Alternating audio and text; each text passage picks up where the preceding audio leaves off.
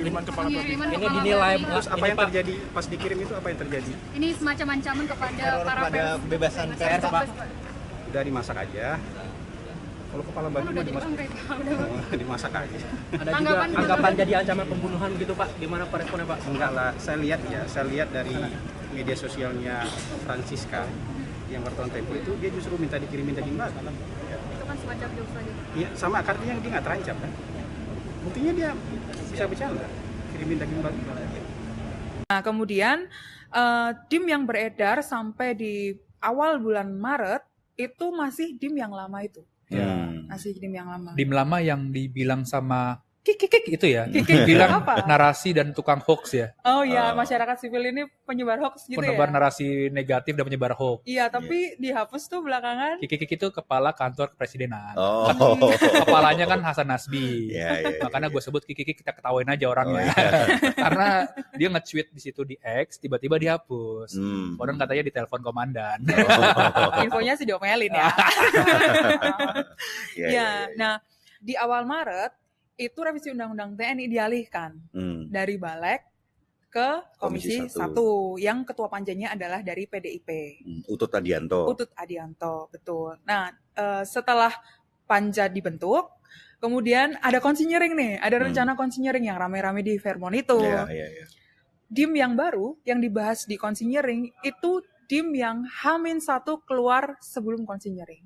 Jadi baru H-1 keluar diterima oleh teman-teman di Panja dan juga di Komisi 1 itu. Itu baru sorenya. Jadi besok dibahas di Fairmont, sorenya baru mereka menerima DIM yang resmi. Mereka pun nggak tahu Pram mau bahas apa sebetulnya ketika itu ya. Ini Iya. Sebelum yang ada pengakuan dari mereka ya. omongan dari mereka, sebelum dapat DIM-nya itu dari pemerintah. Buka lampu nggak? Dibuka nggak?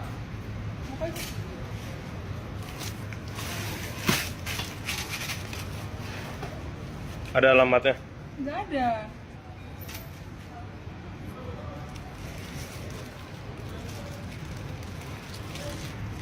Apa bang?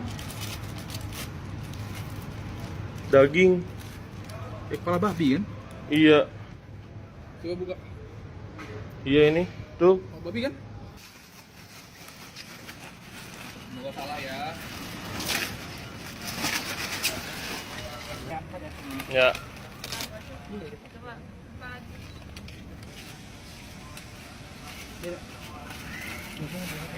Oh iya, kepala babi ini. Kepala babi nih.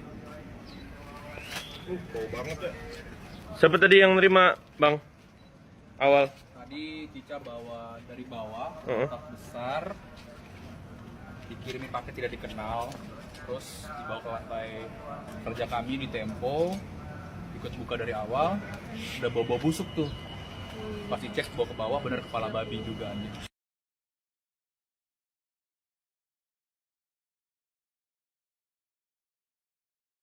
Kiriman ke bocor alus itu dengan kalimat yang sangat singkat bisa saya simpulkan bahwa teror itu adalah bentuk kepengecutan, apalagi dalam politik. Mengirimkan kepada babi, ya kita bisa tafsirkan itu macam-macam simbol apa itu. Mengirimkan kepada babi ke Tempo juga melebihi dari yang kita bisa bayangkan. Karena biasanya orang marah pada wacana, karena Tempo bocor alus itu isinya wacana, ya tanggapi dengan wacana itu. Jadi teror adalah bentuk paling kasar dari persaingan politik. Kan itu dasarnya tuh. Gagal untuk berargumentasi, lalu memakai sentimen. Gagal memakai sentimen, lalu memakai hoax. Gagal memakai hoax, lalu memakai teror. Pakai teror yang juga sangat dangkal, yaitu mengirim simbol yang orang tahu apa artinya babi dan apa artinya kepala babi. Jadi sekali lagi kita ingin bukan menuntut, tapi ingin memperbaiki cara-cara kita berpolitik supaya ada semacam kesetaraan di dalam kehidupan warga negara. Ada kesetaraan dalam kita untuk saling menyapa dengan pikiran, bukan dengan kekerasan tuh. Kalau kekerasan ya itu lebih terbuka, lebih jujur sebetulnya tuh.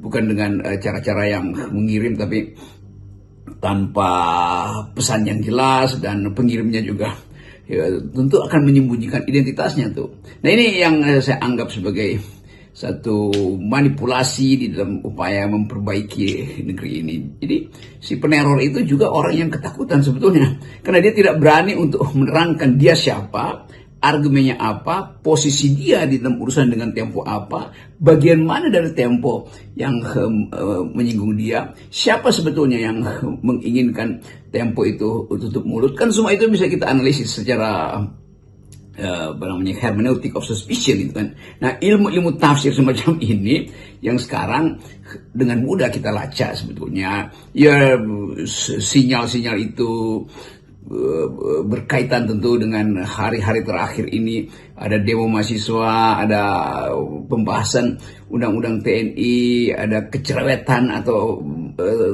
bocor alus yang terus-menerus menyerang pemerintah tuh, ada bagian-bagian lain yang mungkin tersinggung. Tapi sekali lagi kita mau terangkan bahwa teror adalah bentuk paling dangkal dari persaingan politik.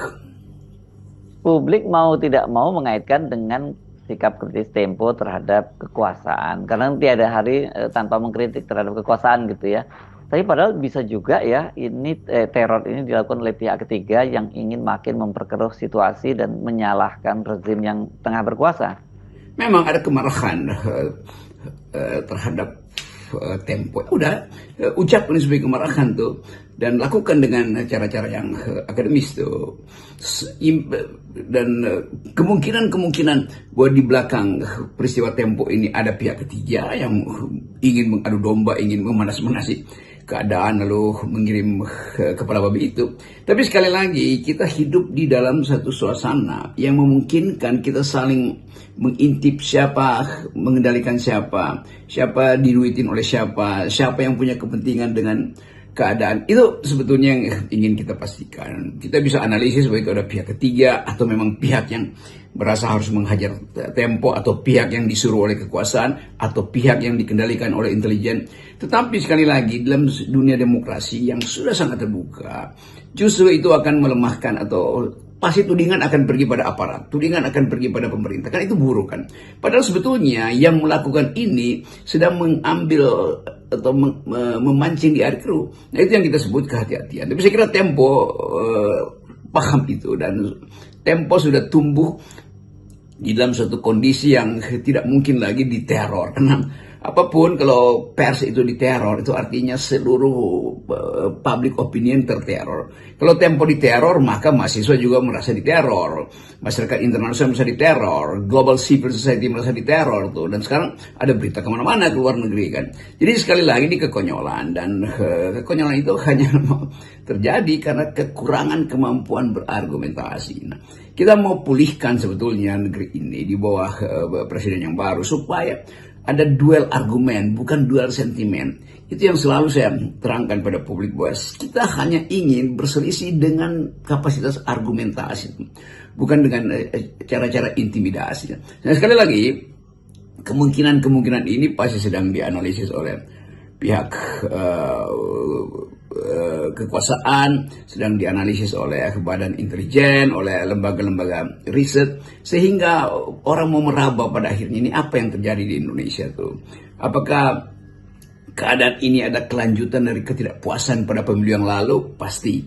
Apa keadaan ini juga disebabkan oleh, sebut aja, kegugupan dari pemerintah menghadapi opini publik yang betul-betul di dalam hari-hari ini, dalam minggu-minggu ini terus meminta Jokowi adili, Indonesia gelap, kabur aja dulu. Dan momentum ini kan momentum yang memang akan hadir di dalam hari-hari pertama Presiden Prabowo. Jadi ini hal yang biasa sebetulnya, bahwa ada kritik, ada keinginan yang mungkin berlebih supaya Presiden Prabowo bikin jarak dengan Presiden Jokowi, ada keinginan untuk membela, mengamankan politik hari ini dari intervensi karena ada krisis global, maka Indonesia diumpankan di dalam krisis global itu. Ini semua ini, entah itu krisis finansial yang memungkinkan volatilitas dolar itu juga bisa berakibat pada volatilitas politik. Nah semua ini kan hal yang mesti dibawa ke ruang publik dan dibuka di situ di dalam forum-forum argumentasi, bukan forum-forum intimidasi.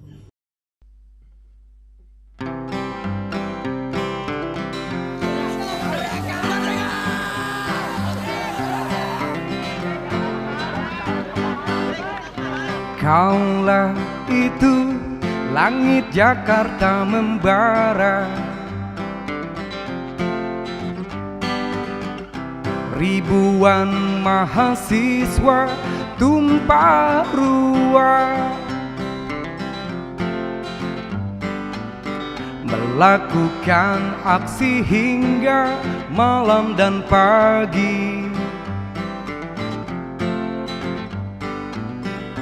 menuntut satu kata reformasi.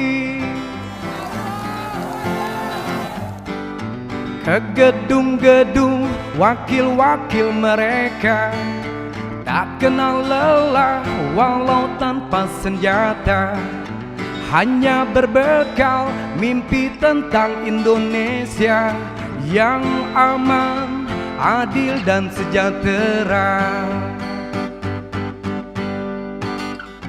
Tapi kini reformasi telah dikhianati,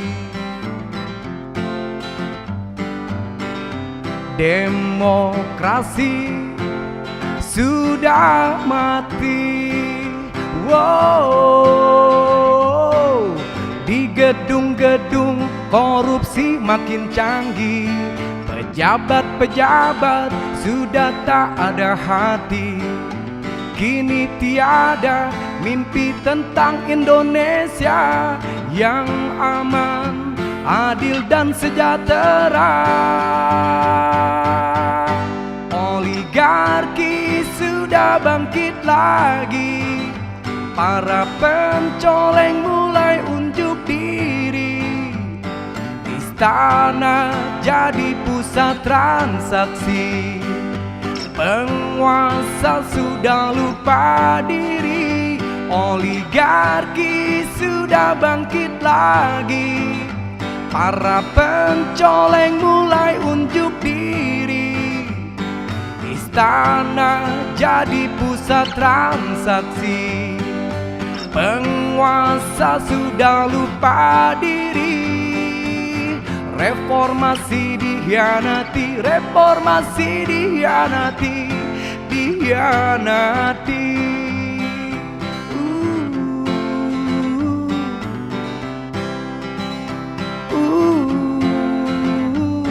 Di gedung-gedung korupsi makin canggih, pejabat-pejabat sudah tak ada hati. Kini tiada mimpi tentang Indonesia yang aman, adil dan sejahtera. Oligarki sudah bangkit lagi, para pencoleng mulai unjuk diri. Istana jadi pusat transaksi, penguasa sudah lupa diri. Oligarki sudah bangkit lagi, para pencoleng mulai unjuk diri. Istana jadi pusat transaksi, penguasa sudah lupa diri. Reformasi dikhianati, reformasi dikhianati, dikhianati. Reformasi dikhianati, dikhianati.